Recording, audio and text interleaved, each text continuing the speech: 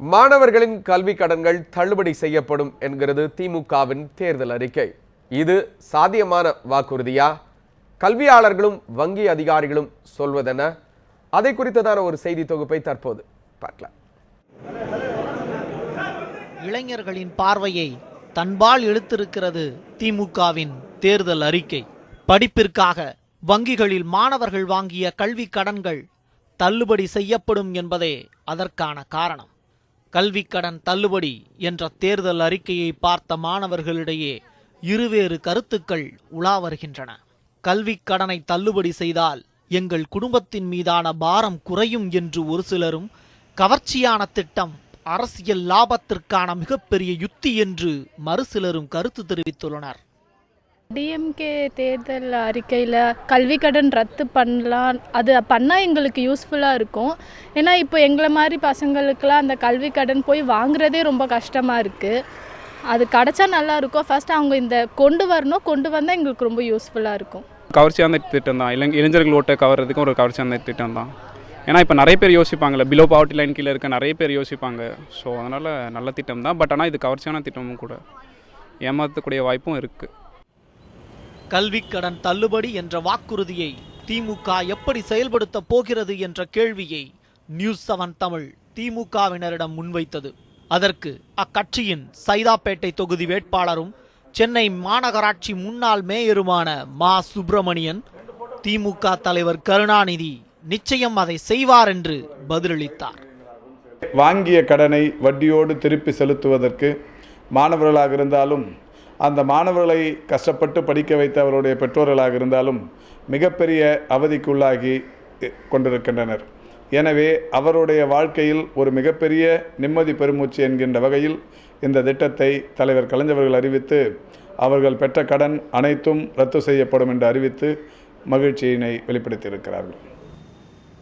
வங்கி அதிகாரிகளிடம் கேட்டபோது கல்வி கடன்களை தள்ளுபடி செய்ய மாநில அரசுகளுக்கு அதிகாரம் இல்லை என்றும், ரிசர்வ் வங்கியின் அனுமதி பெற்று மத்திய அரசு மட்டுமே தள்ளுபடிக்கான உத்தரவை பிறப்பிக்க முடியும் என்றும் தெரிவித்துள்ளனர்.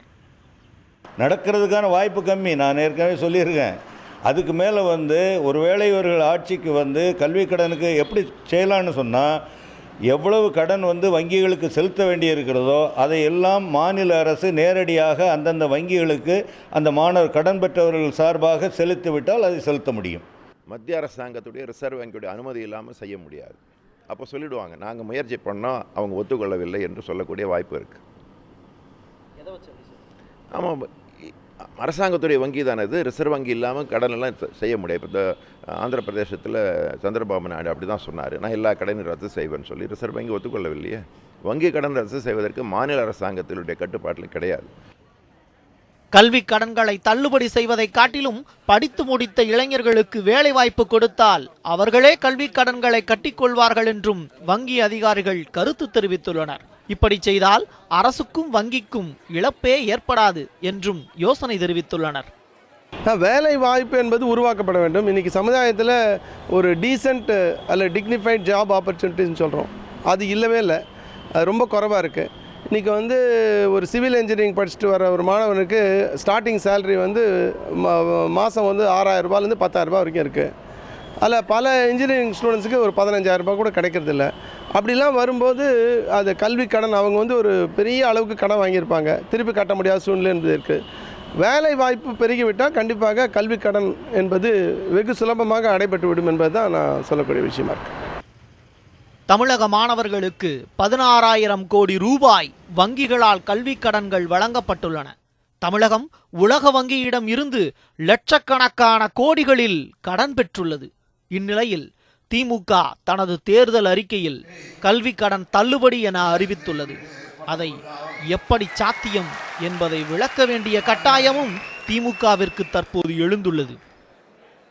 வெற்றியின் விலாசத்தை தனதாக்க தேர்தல் அறிக்கையின் 501 அத்திரங்களில் கல்வி கடன் ரத்து என்ற வார்த்தையை பிரம்மாஸ்திரமாக பிரச்சார மேடைகளில் பயன்படுத்தி கொண்டிருக்கிறார்கள் திமுகவினர். அது மக்கள் மன்றத்தில் எடுபடுமா? இந்த கேள்விக்கான பதில் தெரியும் நாள் மே மாதம் 19ஆம் தேதி. ஒளிப்பதிவாளர் சுந்தர் மற்றும் சூர்யாவுடன் பிரசாத், நியூஸ் 7 தமிழ், சென்னை.